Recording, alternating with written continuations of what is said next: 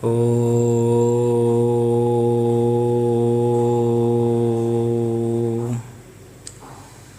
पूर्णमदः पूर्णमिदं पूर्णात् पूर्णमुदच्यते पूर्णस्य पूर्णमादाय पूर्णमेवावशिष्यते।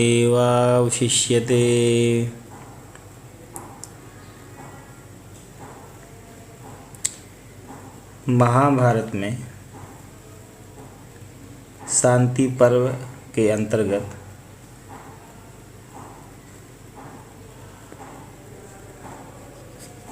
आने वाले मोक्ष धर्म पर्व में श्री भीष्म पितामह जी ने युधिष्ठिर जी के लिए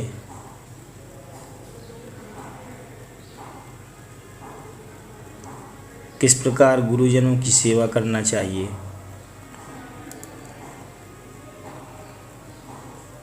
और महापुरुषों की सेवा और सम्मान किस तरीक़ा से करना चाहिए, किस विधि से करना चाहिए, नियम, धर्म, आचरण, संयम, सद्वाक्य का पालन किस प्रकार हो, इसका बार बार विविध प्रकार से उपदेश देने का प्रयत्न किया है। श्री भीष्म पितामह जी कहते हैं, गुरु पूजा च सततम वृद्धानां पर्युपासनम श्रवणम चैव शास्त्राणां कूटस्थं श्रेय उच्यते। भीष्म जी ने कहा, युधिष्ठिर, सदा गुरुजनों की पूजा, वृद्ध पुरुषों की सेवा और शास्त्रों का श्रवण ये तीन कल्याण के अमोघ साधन बताए गए।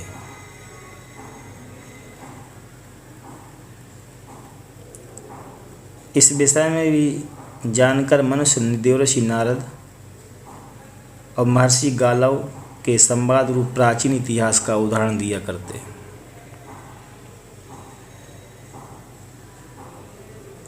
स्वाश्रम समनु प्राप्तम नारदम देव वर्चुसम वीत मोह कलमम विप्रम ज्ञान तृप्तम जितेन्द्रियाः श्रेयस कामो यतात्मानम नारदम गालवो अब्रवीत। एक समय की बात है, कल्याण की इच्छा रखने वाले जितेंद्रिय गालव मुनि ने अपने आश्रम पर पधारे हुए देवोपम तेजस्वी ब्राह्मण मोह क्लांति से रहित, ज्ञानानंद से परिपूर्ण एवं मन को वश में रखने वाले श्री देवर्षि नारद जी से इस प्रकार पूछा, यही कश्चित सम्मतो लोके गुणैश्च पुरुषो मुने भवत् अनुपगान सर्वस्तान गुणलक्ष्या महे। मुने, संसार में कोई भी पुरुष जिन गुणों द्वारा सम्मानित होता है, उन समस्त गुणों का मैं आप में कभी अभाव नहीं देखता हूँ। लोक तत्व के ज्ञान से शून्य और चिरकाल से अज्ञान में पड़े हुए हम जैसे लोगों के संशय का निवारण सर्वगुण संपन्न आप जैसा ज्ञानी महात्मा ही कर सकता है।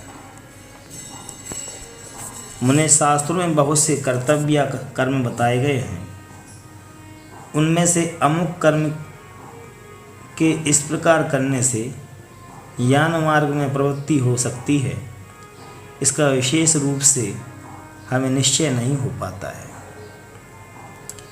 अतः हमारे लिए जो कर्तव्य हों, जिसका निर्धारण हम न कर पाते हों, उसे आप ही हमें बताने की कृपा करें।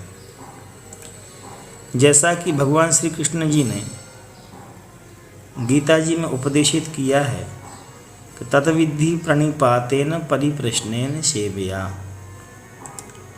प्रणिपात करके, नमस्कार प्रणाम करके, सद्भाव से, सदाचार से, संयत चित्त से गुरुजनों के समक्ष जा करके, उनके समक्ष ही नहीं अपितु अपने अंतःकरण में नम्रता, शालीनता, शिष्टाचार का औदार्य भाव रखते हुए गुरुजनों से प्रश्न करना चाहिए।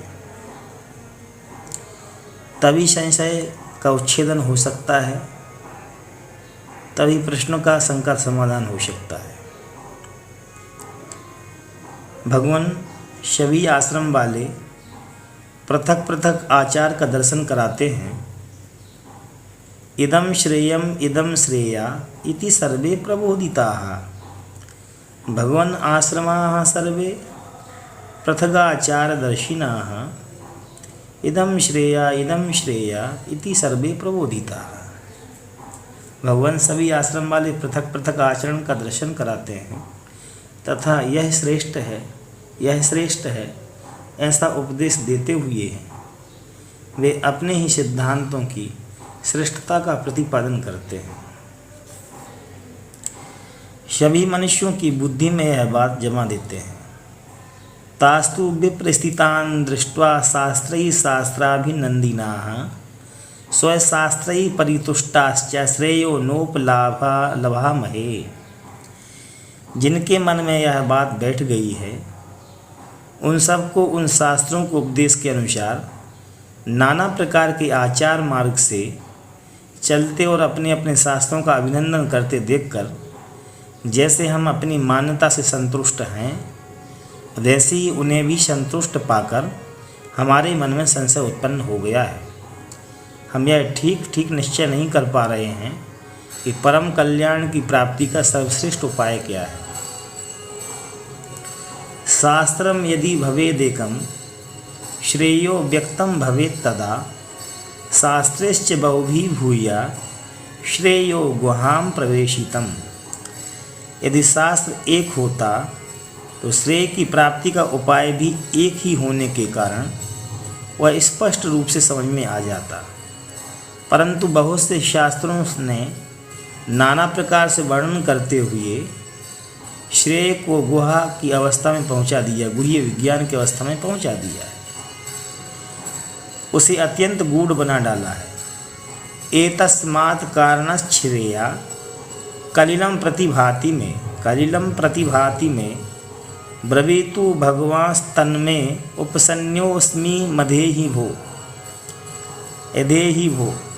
इस कारण से मुझे श्रेय का स्वरूप संशयाच्छिन्न जान पड़ता है। हे भगवान, आप ही मुझे उसका उपदेश दें। मैं आपकी शरण में आया हुआ हूँ। आप मुझे शिष्य को श्रेय मार्ग का बोध करावें।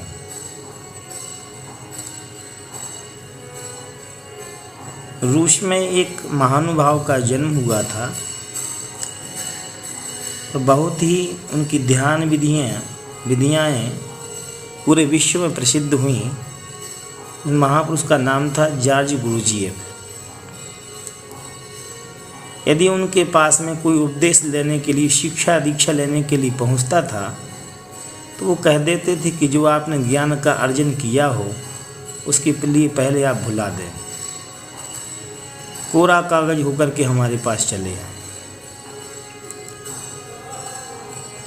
उनके पास बहुत सारे दार्शनिक शिष्य पहुँचे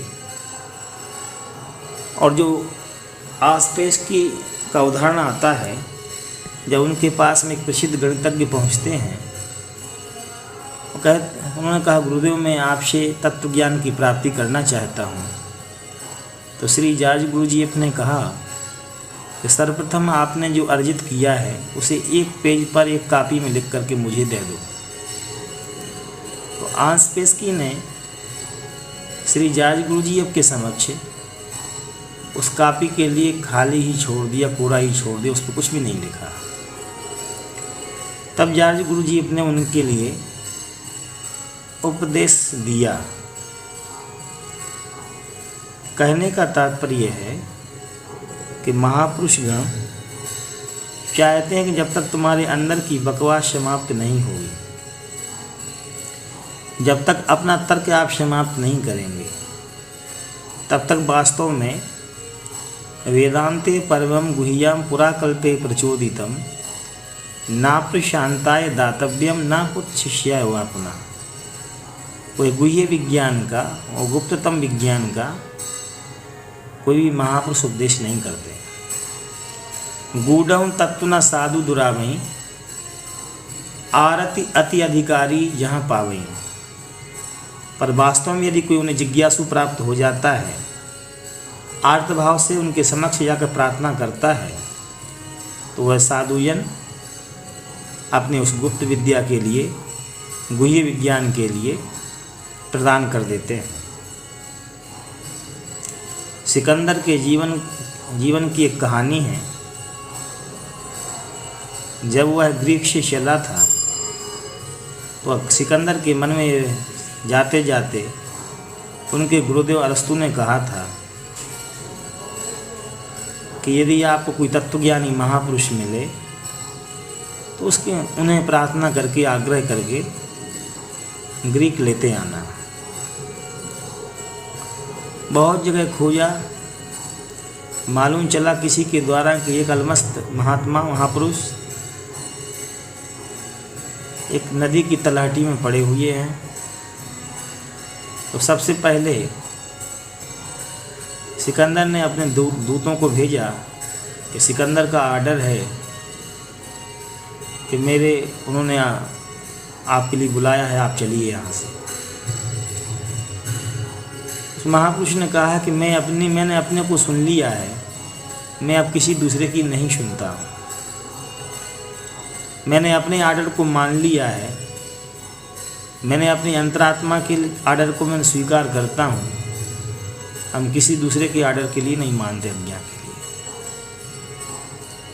आज तक सिकंदर की तलवार के सामने, उसकी शक्ति के सामने बड़े बड़े राजा महाराजे नतमस्तक हो गए थे, और उसकी आज्ञा पालन करने के लिए उसके हल्ला में, उसके कोलाहल में, उसके घमंड के सामने बड़े बड़े सत्ताधीशों की तलवारें चकनाचूर हो गई थीं। सिंहासन के राजमुकुट उसके समक्ष नतमस्तक होते थे।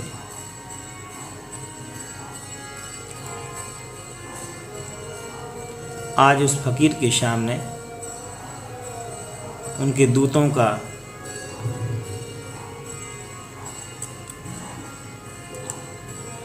प्रधानमंत्री का, सेना नायक का, सेनापति क्रम से भेजे जाते हैं, और सारे लोग अनुनय विनय लोभ देते हैं, लालच देते हैं। यहाँ तक कि सिकंदर स्वयं चल करके आ जाता, कहे फकीर तू मेरी कहीं मान नहीं तो तेरी गर्दन तेरे सिर से अलग हो जाएगी। तो वह महापुरुष कहते हैं कि मैं यही तो देखूंगा कि काटने वाला कौन है और कटने वाला कौन है। जिसने अपने आप को कटते हुए देख लिया हो, जिसने अपने जीवन मरण के लिए जान लिया हो, जिसने अपने आप का ज्ञान कर लिया हो, इसको दिव्य ज्ञान की प्राप्ति हो गई हो, उसके लिए भूत भविष्य वर्तमान तीनों समाप्त हो जाते हैं। सिकंदर वहाँ नतमस्तक होकर के तलवार फेंक देते हैं और चरणों में गिर जाते हैं। आत्म रूपांतरण हो जाता है और कहते हैं कि मैं आपको नहीं जान पाया, मुझे क्षमा करें। वास्तव जिसने उसके लिए जान लिया है, जिसके जानने के बाद में सबका भय समाप्त हो जाता है। जब तक व्यक्ति के लिए ज्ञान नहीं हुआ तभी तक भय है। जब उसके लिए आत्मानुभूति हो जाती है, ना वो किसी से भय करता, ना किसी से प्रीति करता है। सारे भय, सारा प्रेम उसके अंतर्गत ही समाहित लीन हो जाता है।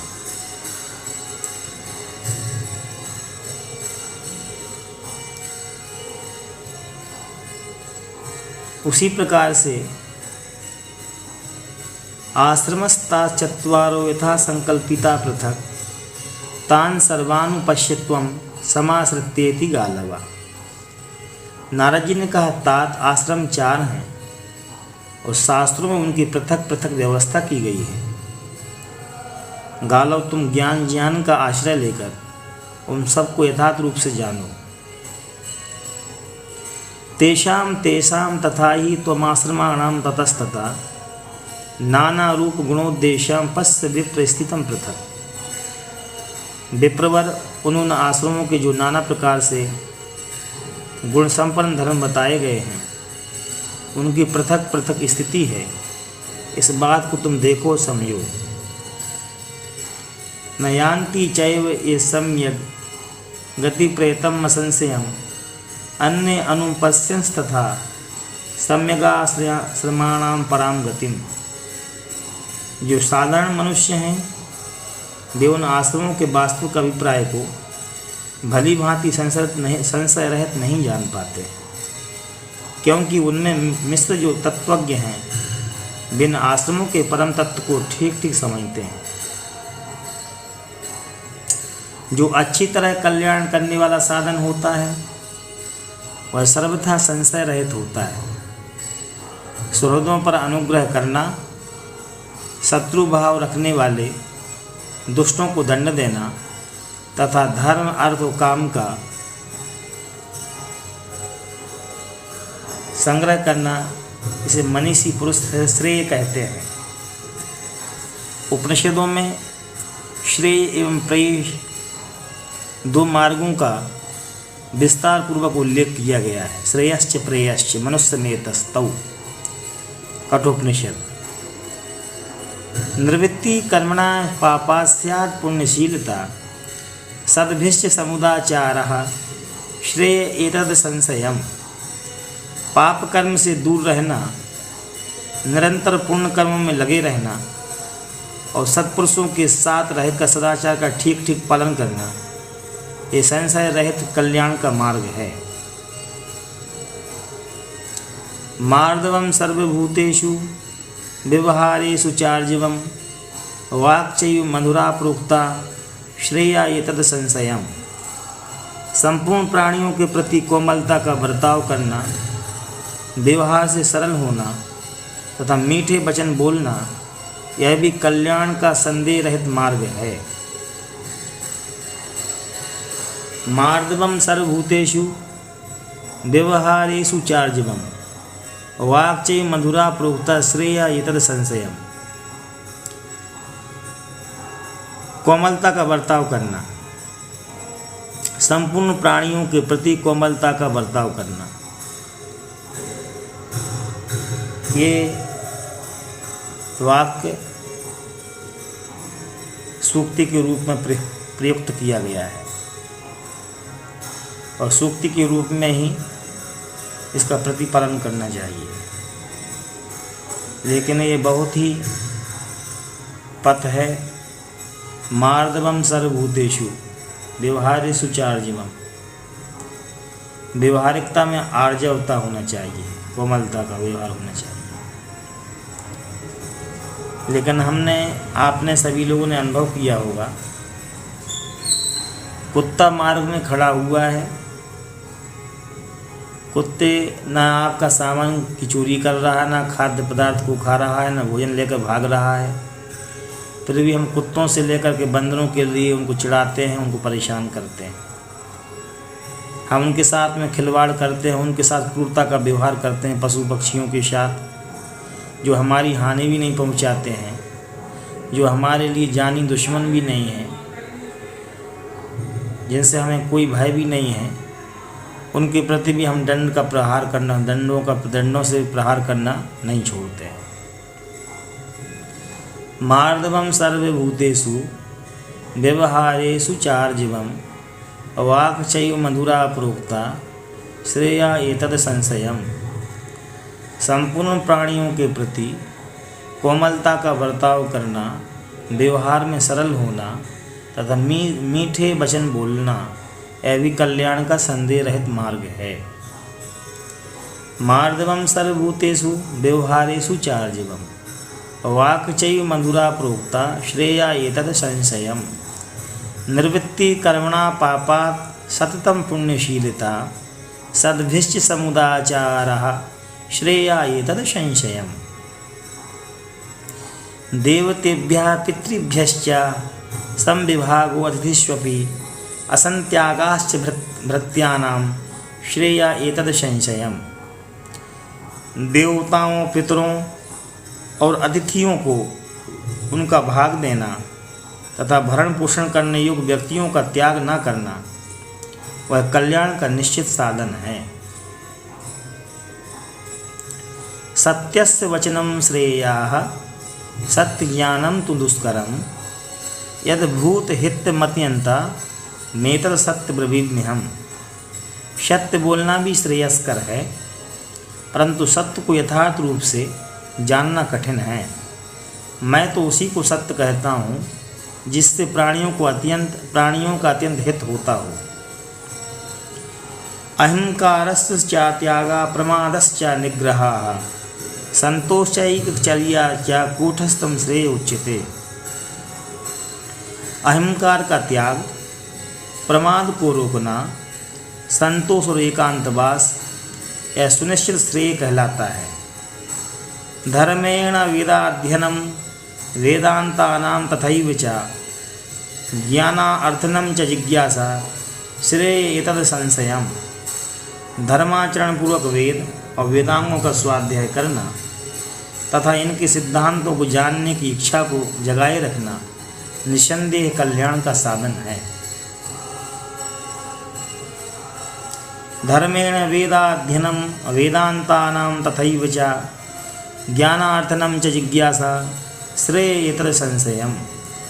शब्द रूप रस संस्पर्शान सहगंधेन केवलान नात्यर्थमुपसेवेता श्रेयसो अर्थी कथंचना।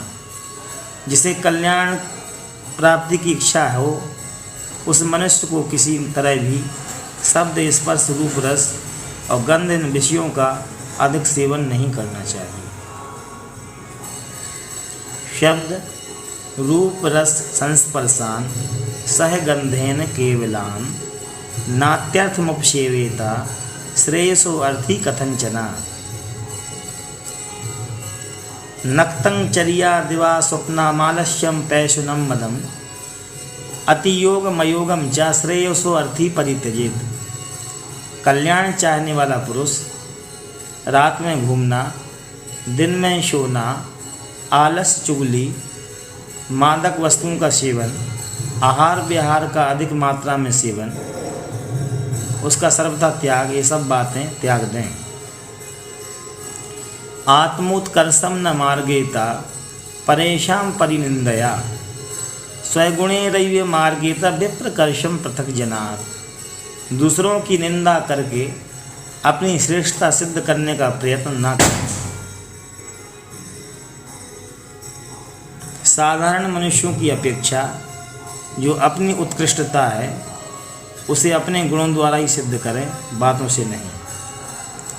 आत्मोत्कर्षम न मार्गेता परेशान परिनिंदया स्वगुणे रैव मार्गेत विप्रकर्षम पृथक जनात्।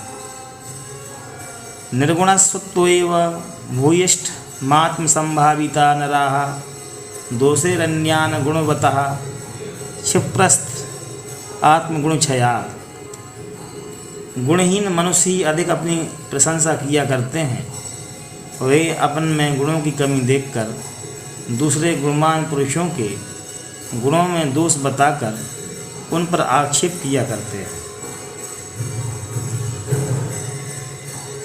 अब्रुवन कश्चिन्निन्दात्मात्म पूजा मवर्णयन विपश्चित गुण संपन्ना प्राप्तोत्तेव महद्वशः।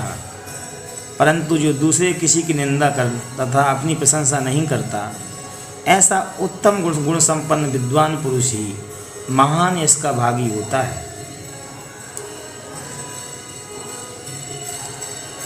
फूलों की पवित्र मनोरम सुगंध बिना कुछ बोले ही महक उठती है। अब्रुवन वाति सुरभि गंधासु मनसां शुचि तथित्वा विभरन भांति विमलो माँ भानुरंबरे।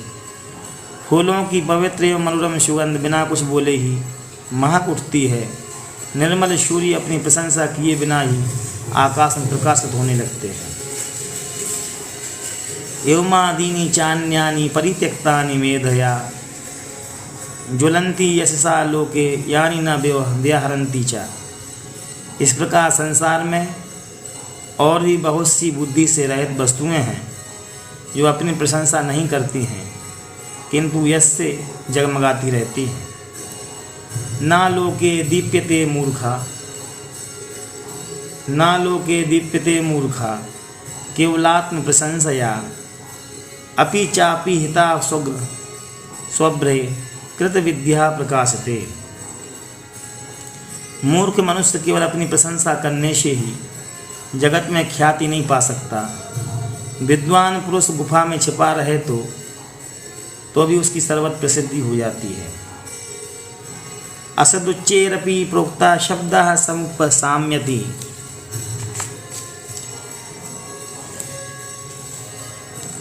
दीप्ते त्वयि लोकेषु शनैरपि सुभाषितम्। बुरी बात जो से कही गई हो तो भी वह शून्य में विलीन हो जाती है। लोक में उसका आदर नहीं होता है, किंतु अच्छी बात धीरे से कही गई जाए तो भी संसार में प्रकाशित होती है। उसका आदर होता, प्रभाव बढ़ता है।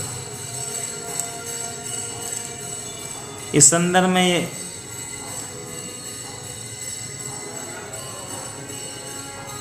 संदर्भ में हिटलर के प्रचार मंत्री की बातें, इसके लिए प्रोपोगंडा मंत्री कहा जाता है, प्रचार मंत्री के लिए, जो पॉल जोसेफ गोएबल्स, जिसने इतना भयंकर यहूदियों के खिलाफ में दुष्प्रचार किया था।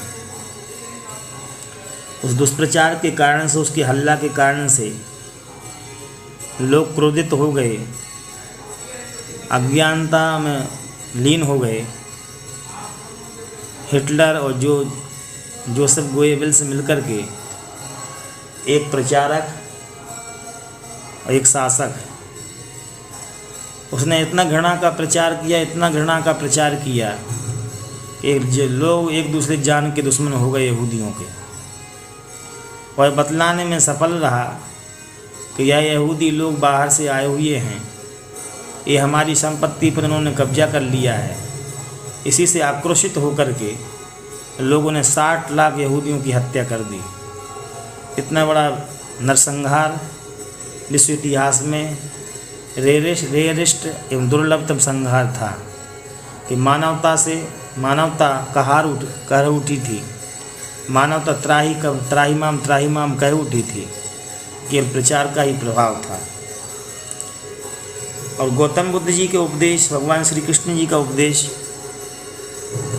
वी कपिल वस्तु का है बुद्ध देव के, बेमंगल उपदेश कहाँ, तिब्बत श्याम चीन जापान तक पहुँचे हुए संदेश का।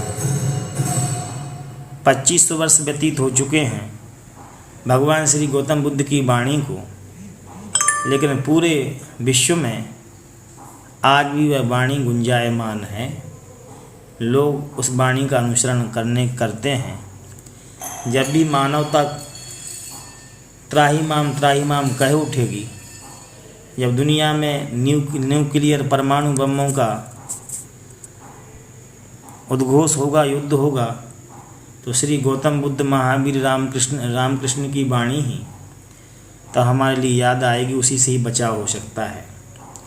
यदि हम लोगों ने महापुरुषों की वाणी को नहीं माना, उनकी कही नई बातों को नहीं माना, तो महावीर या महाविनाश हो सकता है। या तो हमें महावीर का चयन करना होगा, या गौतम बुद्ध का चयन करना होगा, या रामकृष्ण की बातों का चयन करना होगा, नहीं तो महाविनाश सुनिश्चित है।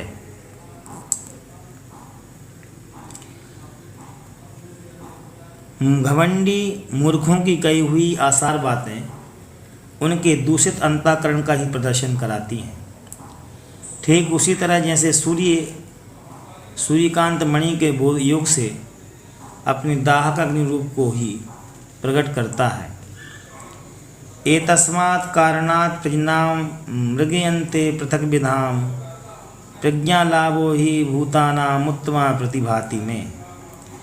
इस कारण कल्याण की इच्छा रखने वाले साधु पुरुष अनेक शास्त्रों के अध्ययन से नाना प्रकार की प्रज्ञा, उत्तम बुद्धि का ही अनुसंधान करते हैं।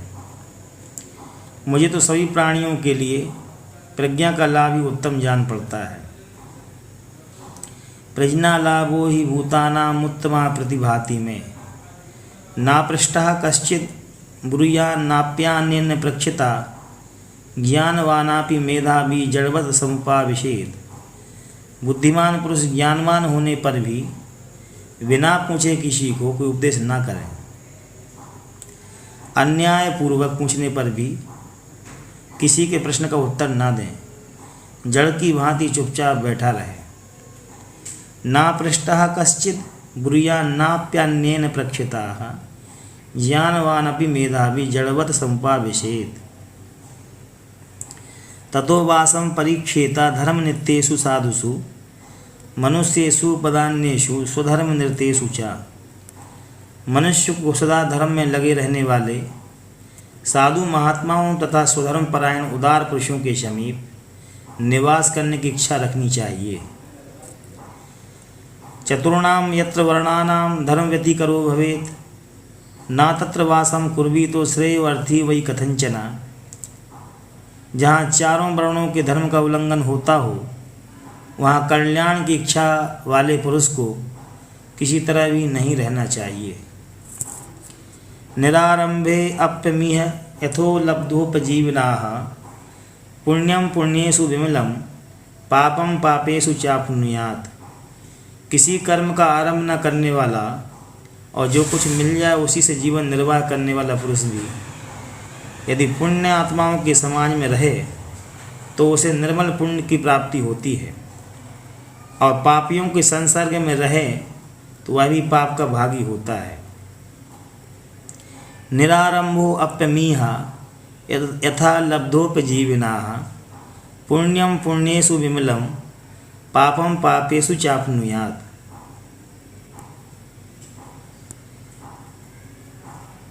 यदि पुण्यात्माओं के समाज में रहे तो उसे निर्मल पुण्य की प्राप्ति होती है, और पापियों के संसर्ग में रहे तो वह पाप का ही भागी होता है। अपामग्निस्ततो तदो तथेन्द्रोश्चा स्पर्शम वेदयते यथा तथा पश्यामहे स्पर्शा मभयो पुण्य पापयोः। जैसे जलअग्नि और चंद्रमा की किरणों के संसर्ग से आने पर मनुष्य क्रमशः शीत उष्ण सुखदायी स्पर्श का अनुभव करता है, उसी प्रकार हम पुण्यात्मा और पापियों के संग से पुण्य और पाप दोनों के स्पर्श का प्रत्यक्ष अनुभव करते हैं। अपश्यन्तो अनुविषयं भुज्यते विषय विघ्नशासिनाः भुज्याना आत्म विषयान विद्धि कर्मणान। जो विघ्नशासी भृत्यवर्ग और अतिथि आदि को भोजन कराने के बाद बचा हुआ भोजन करने वाले हैं, वे तिक्त मधुर रस स्वाद की आलोचना न करते हुए अन्न ग्रहण करते हैं, किंतु जो अपनी रचना का विषय समझ करके स्वादु और अस्वादु विचार रखते हुए भोजन करते हैं, उन्हें कर्म पास में बंधा हुआ समझना चाहिए। जहाँ ब्राह्मण का अनादर एवं अन्यायपूर्वक धर्मशास्त्र विषयक प्रश्न करने वाले पुरुषों को धर्म का उपदेश करता हो, आत्मपरायण साधक को उस देश का परित्याग कर देना चाहिए। जहाँ गुरु और शिष्य का व्यवहार सुव्यवस्थित शास्त्र सम्मत यथावत रूप से चलता है, कौन उस देश का परित्याग करेगा। शिष्योपाध्यायिका वृत्ति यत्र स्यात् सुसमाहिता यथा वक्ष शास्त्र सम्मता कस्तम देशम परित्यजेत। आकाशा ध्रुवम यत्रा दोषम भूरि विपश्चिताम आत्मपूजा भी कामो वै को बसे तत्र पंडितः। जहाँ के लोग बिना किसी आधार के ही विद्वान पुरुषों पर निमित्त रूप से दोषारोपण करते हों, उस देश में आत्मसम्मान की इच्छा रखने वाला कौन मनुष्य निवास करेगा। जहाँ के लोग बिना किसी आधार के ही विद्वान पुरुषों पर निश्चित रूप से दोषारोपण करते हों, उस देश में आत्मसम्मान की इच्छा रखने वाला कौन मनुष्य निवास करेगा। आत्म पूजा भी कामो वै को बसे तत्र पंडिताः यत् संलोडिता लुब्धै प्रायसो धर्मसेतवाः प्रदीप्तमेव चैलान्तं कस्तम देशम न परिसंत्यजेत। जहाँ लालची मनुष्यों ने प्रायः धर्म की मर्यादाएं तोड़ डाली हों, जलते हुए कपड़े की भांति उस देश को कौन नहीं त्याग देगा। यत् संलोडिता लुब्धैः प्रायशो धर्मसेतवाः प्रदीप्तमेव चैलान्तं कस्तम देशम न संत्यजेत। यत्र धर्म मना संकाश्चार्यो बीत मत्सराः भवे तत् वसश्चैव पुण्यशीलेषु साधुषु। परंतु जहाँ के लोग मात्सर्य और शंका से रहित होकर धर्म का आचरण करते हों, वहाँ पुण्यशील साधु पुरुषों के पास अवश्य निवास करें। धर्ममर्थ निमित्तं च चरेयु यत्र मानवाः न तानु सेवयन्तु तयि पापकृतो जनाः। जहाँ के मनुष्य धन के लिए धर्म का अनुष्ठान करते हों, वहाँ उनके पास कदापि न रहें, क्योंकि वे सब के सब पापाचारी होते हैं। धर्ममर्थ निमित्तं च चरेयु यत्र मानवाः न ताननु सेज्यतु ते ही पापकृतो जनाः। जहाँ मनुष्य धन के लिए धर्म का अनुष्ठान करते हों, वहाँ उनके पास कदापि न रहें, क्योंकि वे सब के सब पापाचारी होते हैं। कर्मणा यत्र पापेन वसन्ते सर्व वर्तन्ते जीवतीत्सवः व्यवधावेत् तस्ततस्पूर्णं स सर्पाच्छरणादिवा। जहाँ जीवन की रक्षा के लिए लोग पाप कर्मों से जीविका चलाते हों, सर्पयुक्त घर के समान उस स्थान तुरंत हट जाना चाहिए। एन खट्वा समारूढ़ाः कर्मणानुसायी भवेत् आदिस्ततस्त कर्तव्या मिक्षता भवमात्मनः। अपनी उन्नति चाहने वाले साधक को चाहिए कि जिस पाप कर्म के संस्कारों से युक्त हुआ मनुष्य खाट पर पड़कर दुख भोगता है, उस कर्म को पहले से ही ना करें। यत्र राजा च राजनश्च पुरुषा प्रत्यनन्तराः कुटुम्बिनाम प्रभु भुजस्तजेत यद राष्ट्रमात्मान। जहाँ राजा और राजा के निकटवर्ती अन्य पुरुष कुटुंबी जनों से पहले ही भोजन कर लेते हैं, और उस राष्ट्र को मनस्वी पुरुष अवश्य त्याग देते हैं। जिस देश में सदा धर्मपरायण यज्ञ कराने पढ़ाने के कार्य में संलग्न सनातन धर्मी श्रोती ब्राह्मण ही सबसे पहले भोजन पाते हों, उस सब में अवश्य निवास करें। जहाँ ब्राह्मणों की जीविका के लिए कष्ट पाते तथा पवित्र अवस्था में रहते होते उस राष्ट्र को निकटवर्ती होने पर भी विस्मिश्रित भोग वस्तु की भांति त्याग दें। जहाँ उदंड पुरुषों को दंड दिया जाता हो, दंडो यत्रा विनीतेषु सत्कारस्य कृतात्मसु चरेत तत्र वसन्नेश्च पुण्यशीलेषु साधुषु। जहाँ उदंड पुरुषों को दंड दिया जाता हो और जितात्मा पुरुषों का सत्कार किया जाता हो, वहाँ पुण्यशील श्रेष्ठ पुरुषों के बीच विचरना और निवास करना चाहिए।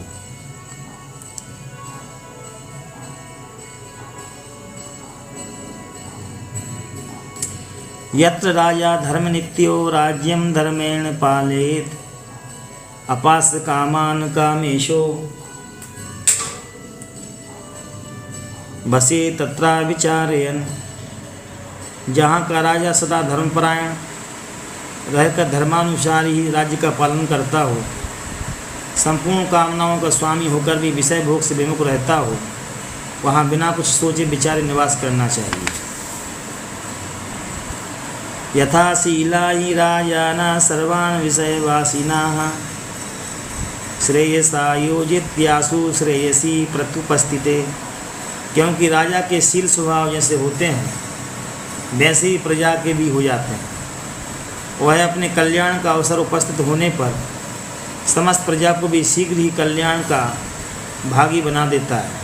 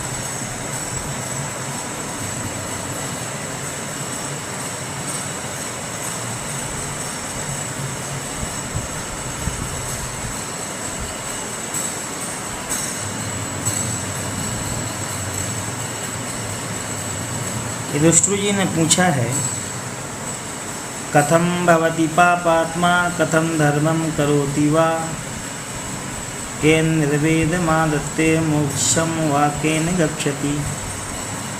युधिष्ठिर जी ने पूछा, पितामह, मनुष्य पापात्मा कैसे हो जाता है? वह धर्म का आचरण किस प्रकार करता है? किस हेतु से उसे वैराग्य प्राप्त होता है? किन साधन से वह मोक्ष पाता है? विदिता सर्वधर्मास्ते स्थित्यर्थम त्वं प्रक्षसि शृणु मोक्षम सनिर्वेदम पापम धर्मम च मूलतः। भीष्म जी ने कहा, राजन, तुम्हें सब धर्मों का ज्ञान है। तुम तो लोक मर्यादा की रक्षा तथा मेरी प्रतिष्ठा बढ़ाने के लिए मुझसे प्रश्न कर रहे हो। अच्छा, तुम मोक्ष, वैराग्य, पाप और धर्म का मूल क्या है, इसको श्रवण करो।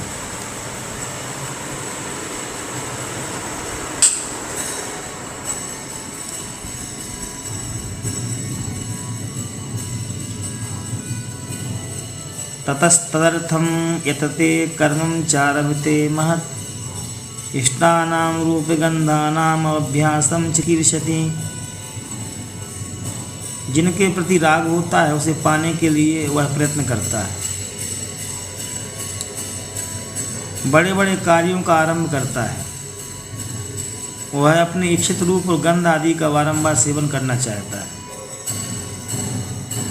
ततो रागा प्रभवति दोषश्च तदनन्तरं ततो लोभा प्रभवति मोहश्च तदनन्तरं। उसने इन विषयों के प्रति उनके मन में राग उत्पन्न हो जाता है। तदनंतर प्रतिकूल विषयों से राग द्वेष होता है।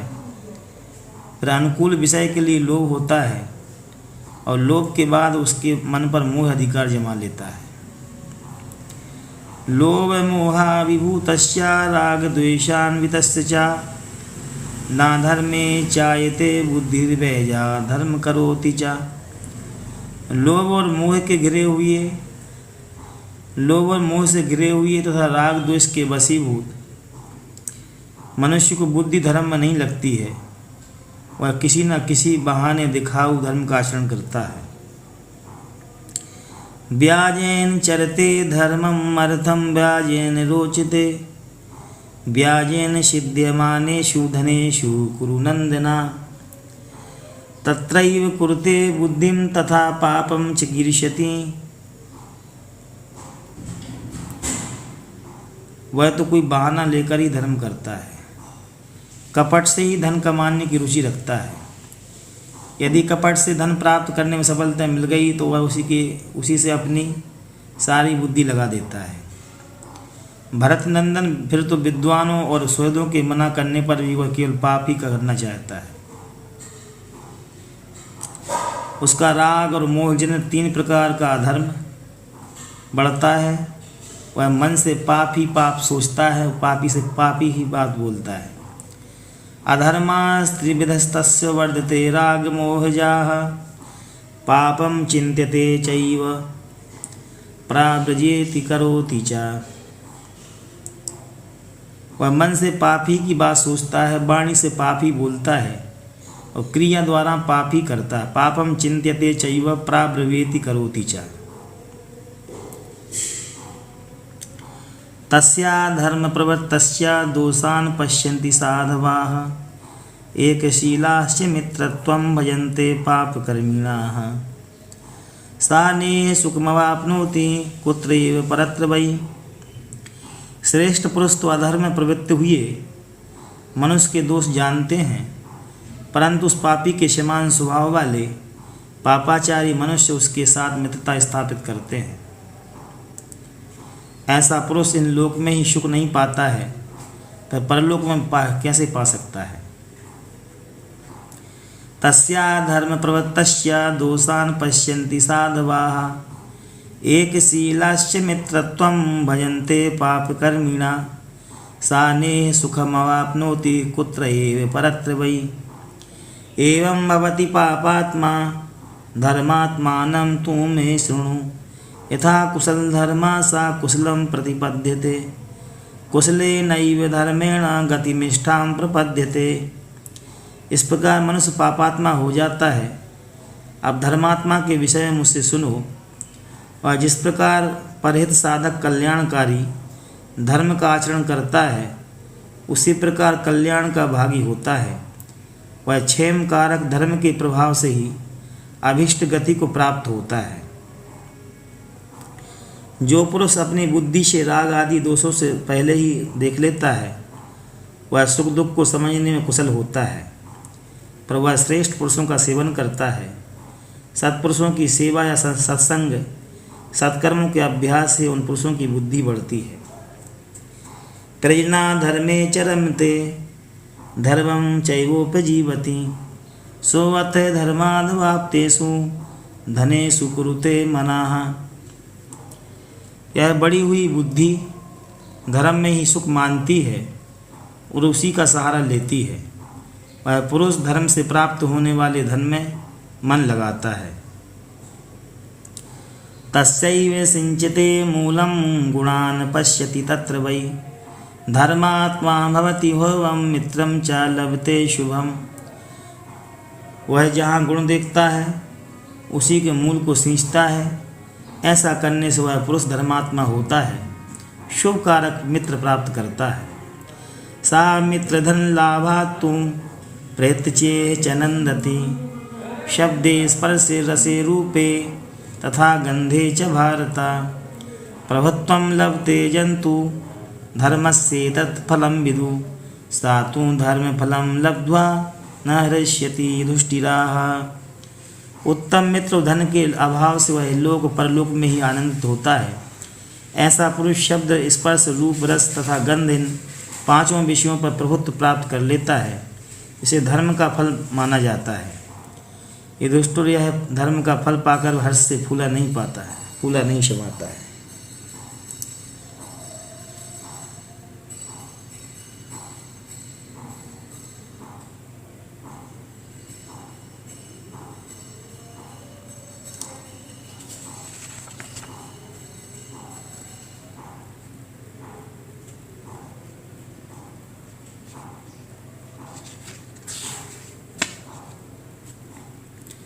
उत्थानेन जयते तन्द्रीं वितर्कं निश्चया जयेत् मौनेन बहुभाष्यं च शौर्येण च भयं त्यजेत्। आलस्य को उद्योग से, विपरीत तर्क को शास्त्र के प्रति दृढ़ विश्वास से जीते, मौनावलंबन द्वारा बहुत बोलने की आदत को और शूरवीरता के द्वारा भय को त्याग दें। अनुक्रोशाद धर्मं च जयेद धर्मवेक्षया जायत्या जयदासामर्थम संग विवर्जनात्। अधर्म को दया से और धर्म को विचारपूर्वक पालन करने से जीतें। भविष्य का विचार करके आशा पर और आसक्ति के त्याग से अर्थ पर विजय प्राप्त करें। अनत्यत्वेन च स्नेहं क्षुधां योगेन पंडिता करुणयानात्मनो मानं तृष्णां च परितोषिता। विद्वान पुरुष वस्तुओं की अनंतता का चिंतन करके स्नेह को योगाभ्यास के द्वारा, क्षुधा को करुणा के द्वारा अपने अभिमान को संतोष से तृष्णा से जीते।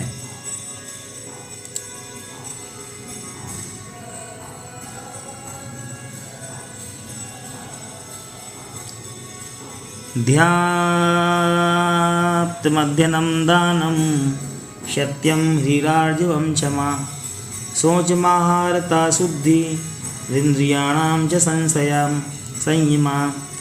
एतैः विवर्धितं तेजा पाप्मानामुपहन्ति च सिद्ध्यन्ति चास संकल्पा विज्ञानं च प्रवर्तते। ध्यान, अध्ययन, दान, सत्य, लज्जा, सरलता, क्षमा, बाहर भीतर की पवित्रता, आहार शुद्धि और इंद्रियों का संयम, ये ही योग के साधन हैं। इन सब के द्वारा साधक रूप तेज बढ़ता है। वही अपने पापों का नाश कर डालता है। उनके संकल्प सिद्ध होने लगते हैं और हृदय में विज्ञान का आविर्भाव हो जाता है।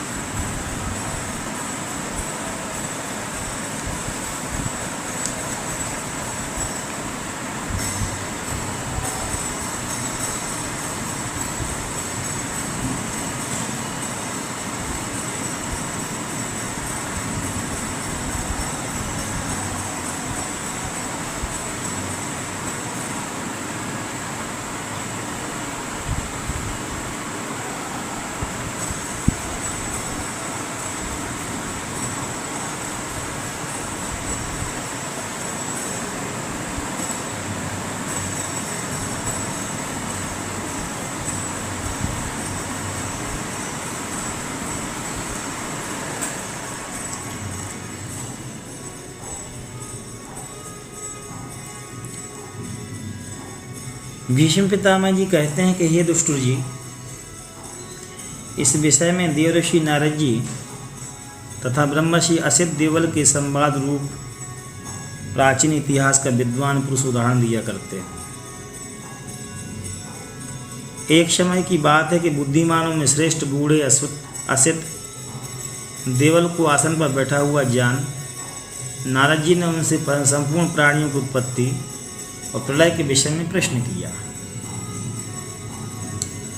नारद जी ने पूछा, हे ब्राह्मण, इस समस्त चराचर जगत की सृष्टि किससे हुई तथा यह प्रलय के समान किस में लीन हो जाता है, और आप मुझे बताइए।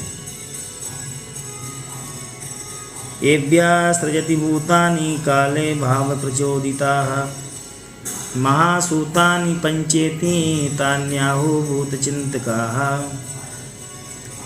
देवर्षि, सृष्टि के समय परमात्मा प्राणियों की वासनाओं से प्रेरित हो समय पर जिन तत्वों से संपूर्ण भूतों की सृष्टि करते हैं उन्हें भूत चिंतक भौतिक विज्ञानवादी विद्वान पंच महाभूत कहते हैं। तेभ्यः सृजति भूतानि काला आत्म प्रचोदिता एतेभ्यो या परम ब्रूयाद असद ब्रूयाद संशयम।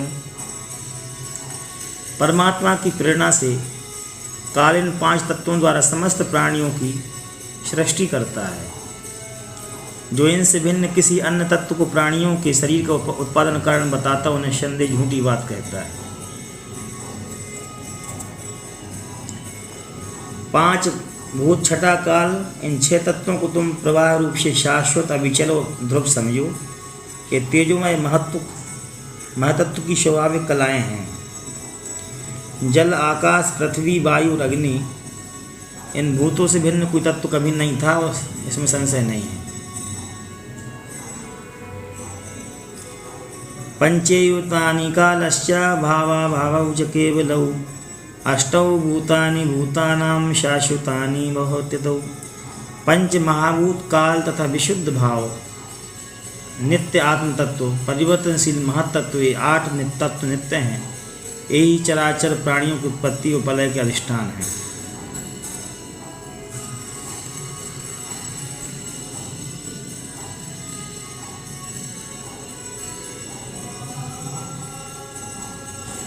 तस्य भूमिमयो देहा श्रोतामाकाश संभवम् सूर्याश्चक्षुर वायुरभ्यस्तु कलुषोणितम्।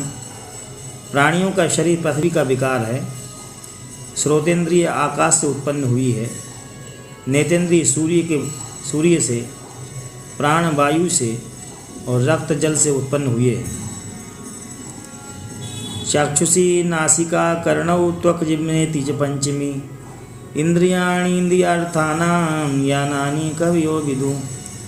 विद्वान पुरुष ऐसा मानते हैं कि नेत्र, नासिका, कर्ण, त्वचा और 5वीं जिह्वा, ये 5 ज्ञानेंद्रिय ही विषयों की ग्रहण करने वाली हैं।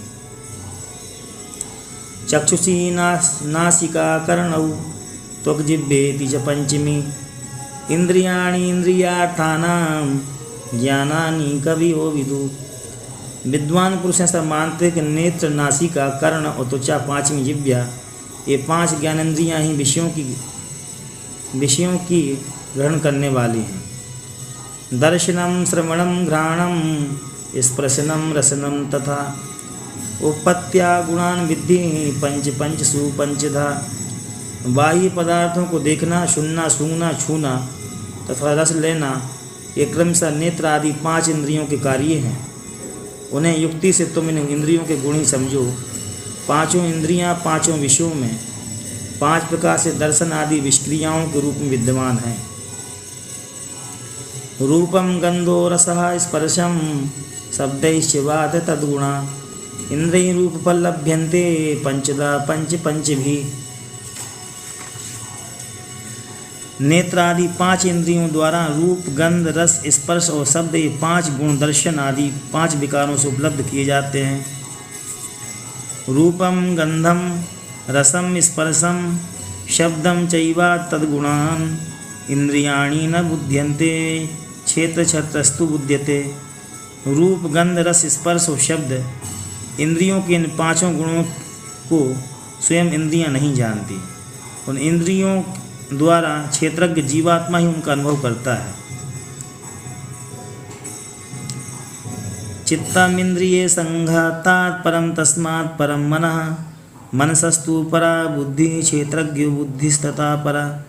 शरीर और इंद्रियों के संघात से चित्त श्रेष्ठ है, चित्त से मन श्रेष्ठ है और मन से बुद्धि श्रेष्ठ है और बुद्धि से भी क्षेत्रज्ञ श्रेष्ठ है।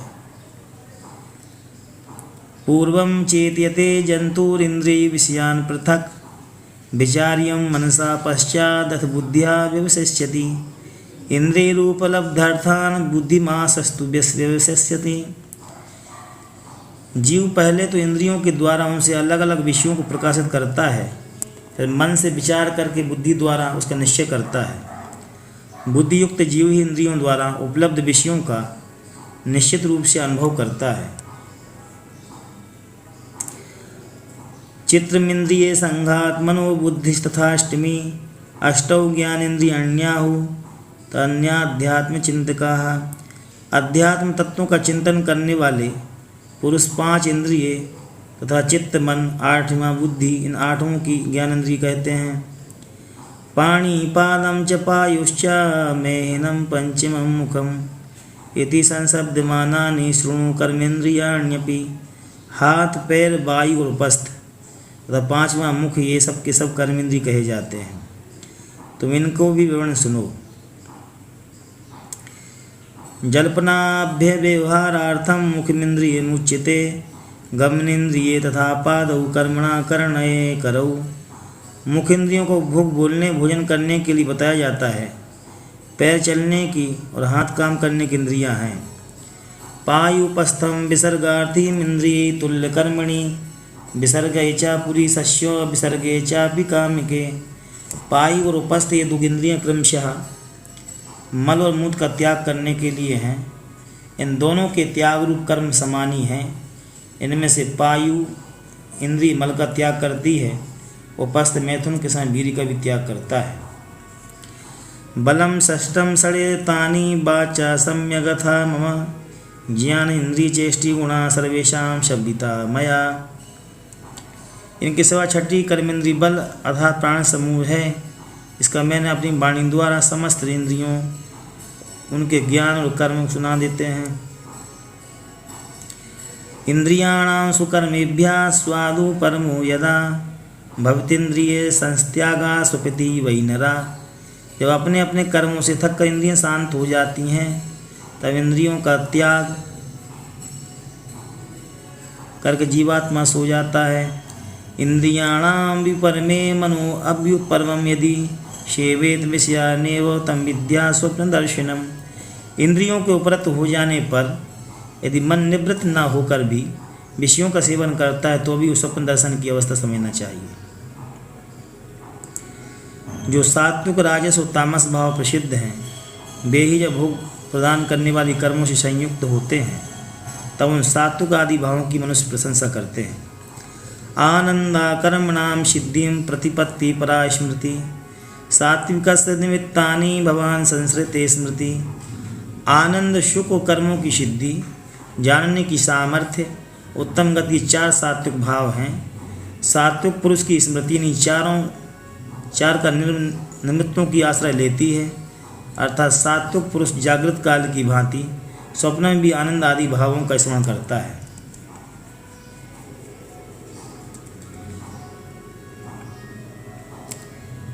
इंद्रियाणि च भावाश्च गुणा सप्तदशा स्मृता तेषामष्टदशो देहि सा शरीरे स शाश्वता।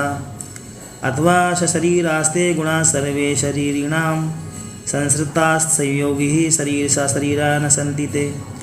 5 कर्मेंद्रियाँ, 5 ज्ञानेन्द्रियाँ, चित्त, मन, बुद्धि, प्राण तथा सात्विक आदि 3 भाव, ये 17 गुण माने जाते हैं। इनका अधिष्ठाता देहाभिमानी जीवात्मा 18वां है, जो शरीर के भीतर निवास करता है, उसी सनातन माना गया है। अथवा शरीर सहित वे सभी देहधारियों के आश्रित रहते हैं।